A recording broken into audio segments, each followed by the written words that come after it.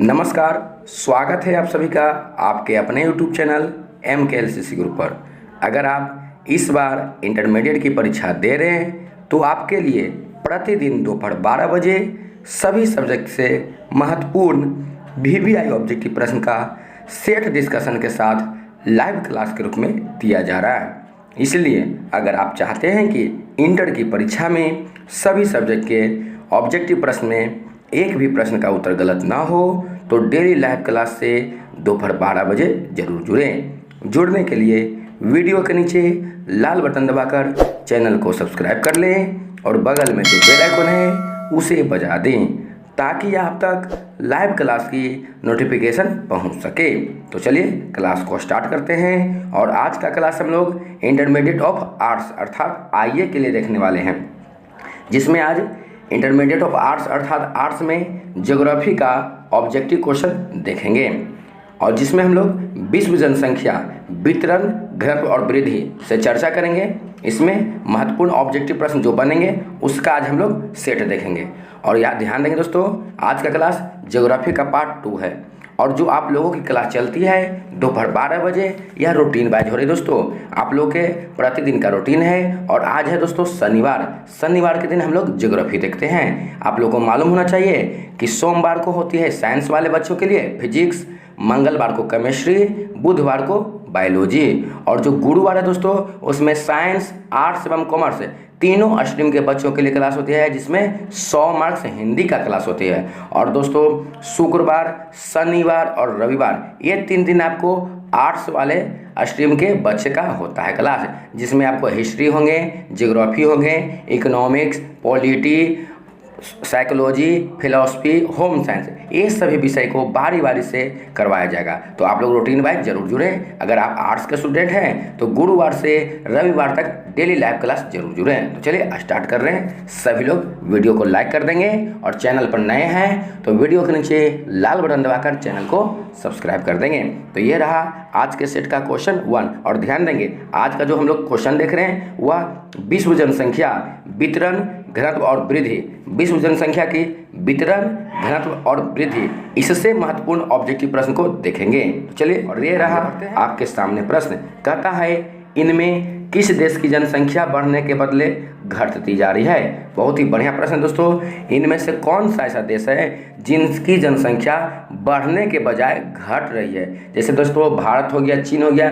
जैसे जैसे क्या हो रहा है, साल बीत रहा है, समय बीत रहा है तो जनसंख्या कुछ ना कुछ वृद्धि हो जाती है, चाहे कुछ ही % हो। मगर आपसे प्रश्न पूछा है किस देश की जनसंख्या बढ़ने के बदले घटती जा रही है। ओमान, लाइबेरिया, लाटविया या डेनमार्क। सभी लोग इस प्रश्न का उत्तर देंगे। और आप लोग लाइव क्लास कर रहे हैं दोस्तों, याद रखेंगे आप लोग लाइव क्लास से जुड़े हुए हैं क्योंकि प्रतिदिन दोपहर 12 बजे लाइव क्लास होती है। इसलिए वीडियो के नीचे एक लाइव चैट का ऑप्शन मिलेगा, उससे आप जुड़ जाएं।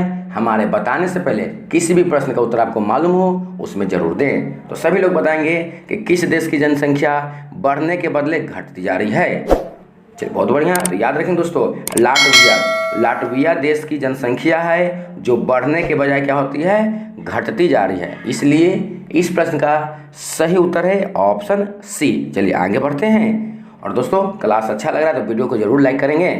नेक्स्ट क्वेश्चन कहता है दोस्तों, निम्नलिखित में किस देश की जनसंख्या सबसे अधिक है। निम्नलिखित में किस देश की जनसंख्या सबसे अधिक है। संयुक्त राज्य अमेरिका, इसको यूएस से भी कहते हैं दोस्तों, United state of America, Brazil, Bangladesh या इंडोनेशिया। किस देश की जनसंख्या है जो सबसे अधिक है। सभी लोग बताएंगे इस प्रश्न का सही उत्तर कि किस देश की जनसंख्या सबसे अधिक है। सभी लोग उत्तर देने का प्रयास करेंगे दोस्तों। चलिए बहुत बढ़िया।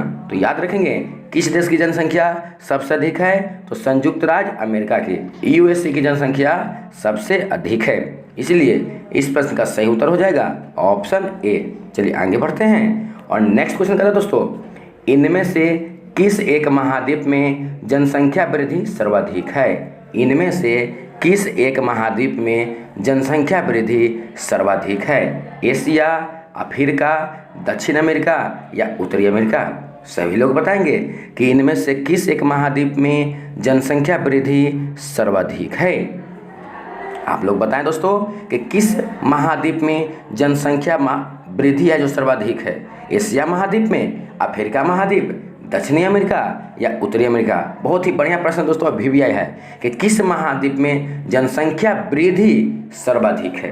तो याद रखेंगे दोस्तों, किस महाद्वीप में जनसंख्या वृद्धि सर्वाधिक है? तो अफ्रीका महाद्वीप में जनसंख्या वृद्धि सर्वाधिक है। इसलिए इस प्रश्न का सही उत्तर है ऑप्शन बी। चलिए आगे बढ़ते हैं और नेक्स्ट क्वेश्चन की चलते हैं।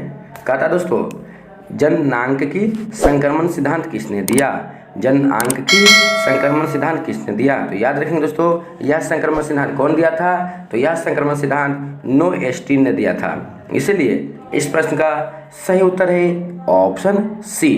चलिए नेक्स्ट क्वेश्चन पर चलते हैं और नेक्स्ट क्वेश्चन कहता दोस्तों, निम्न में से कौन सघन जनसंख्या वाला क्षेत्र है? निम्न में से कौन सघन जनसंख्या वाला क्षेत्र, अर्थात दोस्तों कौन सा क्षेत्र में सबसे अधिक जनसंख्या रहती है? भूमध्य रेखीय प्रदेश, दक्षिण पूर्वी एशिया क्षेत्र, मरुस्थलीय क्षेत्र या ध्रुवीय प्रदेश? कौन सा क्षेत्र है दोस्तों जहां सघन जनसंख्या होती है? तो याद रखेंगे दोस्तों, भूमध्य रेखीय प्रदेश होगा इस प्रश्न का सही उत्तर। भूमध्य रेखीय प्रदेश में सघन जनसंख्या होती है, इसलिए इस प्रश्न का सही उत्तर है ऑप्शन ए। चलिए आगे बढ़ते हैं और नेक्स्ट क्वेश्चन कहता है दोस्तों, निम्न में से कौन एक जनसंख्या परिवर्तन का कारक नहीं है? अर्थात किसके कारण से जनसंख्या परिवर्तन नहीं हो सकती है? क्या प्रवास, आवास, जन्म या मृत्यु? तो दोस्तों कहता है निम्न में से कौन है जो एक जनसंख्या परिवर्तन का कारक नहीं है, मतलब इसके चलते जनसंख्या परिवर्तन नहीं होती है, या वृद्धि या कमी? तो याद रखेंगे दोस्तों, आवास के बनने से ना जनसंख्या में वृद्धि होगी न कमी होगी, इसलिए इस प्रश्न का सही उत्तर है ऑप्शन बी। अब दोस्तों जन्म लेगा तो जाहिर सी बात है जनसंख्या में वृद्धि हुई, मृत्यु तो कमी हुई, प्रवासी किसी दूसरे जगह से अपने जगह आना उसे क्या कहेंगे? प्रवास।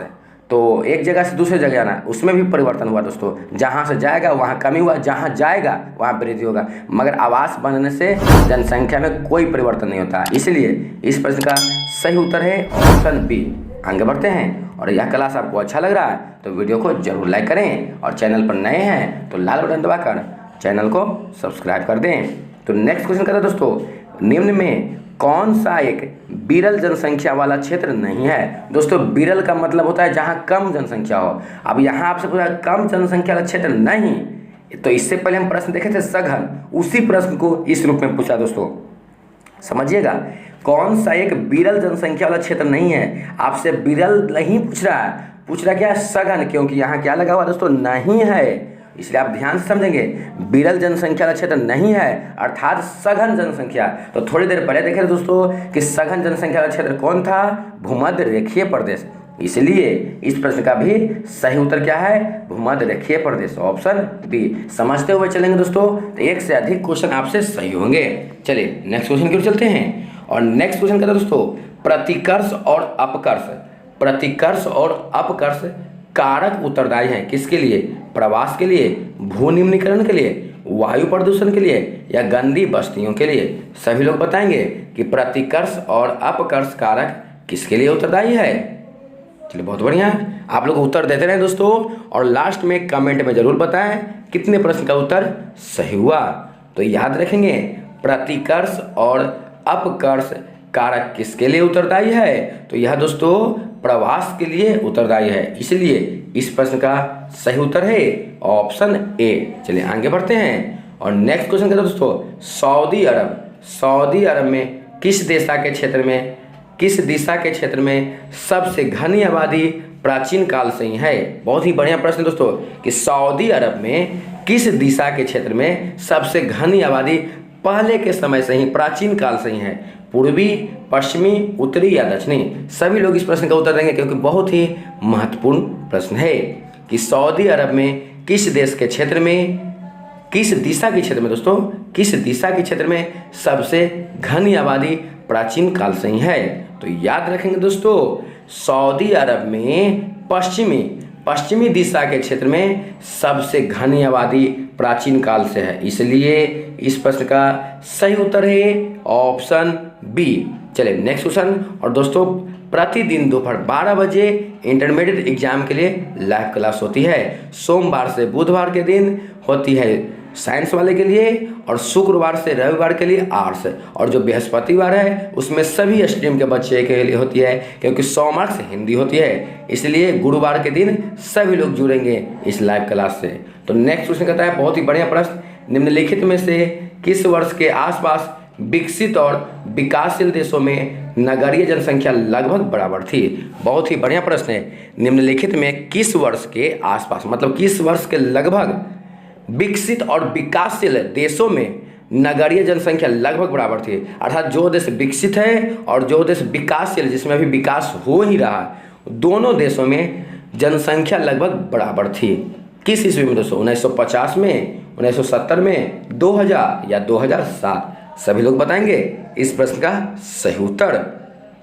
चलिए बहुत बढ़िया, कुछ लोग उत्तर दे रहे हैं। याद रखेंगे दोस्तों, किस वर्ष के आसपास विकसित और विकासशील देशों में नगरीय जनसंख्या लगभग बराबर थी? तो 1970 ईस्वी, 1970 ईस्वी के लगभग, 1970 ईस्वी के आसपास सब विकसित देश एवं विकासशील देश में नगरीय जनसंख्या, नगर की जनसंख्या बराबर थी। चलिए आगे बढ़ते हैं नेक्स्ट क्वेश्चन की ओर, और आज हम लोग ज्योग्राफी का पार्ट 2 देख रहे हैं। ध्यान देंगे, ज्योग्राफी का पार्ट 2 देख रहे हैं। नेक्स्ट क्वेश्चन कहता है दोस्तों, निम्नलिखित में से कौन सा एक सही तथ्य नहीं है, अर्थात सही वाक्य, सेंटेंस नहीं है? कहता है विगत 5 वर्षों में मानव जनसंख्या 10 गुना से अधिक बढ़ी है। 500 वर्षों में 10 गुना से अधिक, मतलब जितना था पहले 500 वर्ष पहले उससे 10 गुना से अधिक वृद्धि हुई है, पहला कहता है। दूसरा, जनआंख्यिकी संक्रमण की प्रथम अवस्था में जनसंख्या वृद्धि उच्च होती है। तीसरा कहता है 5 अरब से 6 अरब तक बढ़ने में जनसंख्या को 6 वर्ष लगे हैं। विश्व जनसंख्या में प्रति वर्ष 8 करोड़ लोग जुड़ जाते हैं। सभी लोग बताएंगे कि कौन सा कथन सत्य नहीं है, कौन सा तथ्य सत्य नहीं है। तो याद रखें दोस्तों, कौन सा तथ्य सही नहीं है? तो ऑप्शन बी जो कहता है जनआंख्यिकी संक्रमण की प्रथम अवस्था में वृद्धि उच्च होती है, यह गलत है। बाकी दोस्तों ये सभी क्या है? सही है, क्योंकि विगत 5 वर्षों में मानव जनसंख्या 10 गुना से अधिक बढ़ी है, और 5 से 6 अरब तक बढ़ने में जनसंख्या को 100 वर्ष लगते हैं। उसके बाद दोस्तों विश्व जनसंख्या में प्रति वर्ष 8 करोड़ लोग जुड़ जाते हैं। मगर आपसे पूछ रहा है कि कौन सा एक सही कथन नहीं है, सही तथ्य नहीं है, तो कौन नहीं है दोस्तों? Option B.